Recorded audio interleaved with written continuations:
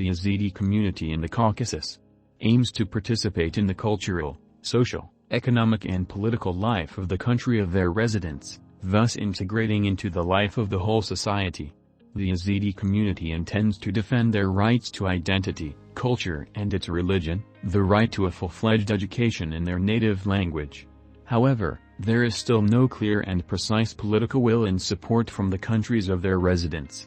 Representatives of the Yazidi community note, "It is very important for us that our native language is recognized and considered as part of the linguistic and cultural heritage in the countries of our residence.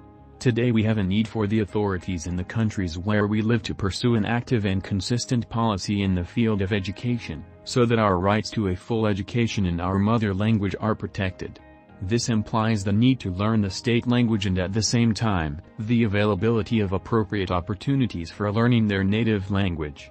Unfortunately, we see that in the countries of residence of the Yazidi community, there are tendencies to strengthen the teaching of the state language due to the complete absence of teaching in the native language. The right of representatives of the Yazidi community to preserve their identity can be fully realized only if they acquire knowledge of their native language during the educational process. Unfortunately, Yazidis are deprived of this right.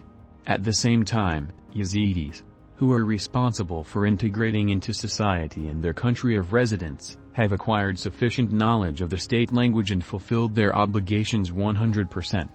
The UN member states have assumed international obligations and must adhere to the basic principles of equality and non-discrimination in access to education in their native language, including for the Yazidi community. The UN member states should effectively approach the situation of the Yazidi community in the field of education. Unfortunately, these countries do not take sufficient measures, do not use available means and do not use the opportunities of international assistance, especially economic and technical, in order to actively realize the right of the Yazidi community to education in their own language or to study it.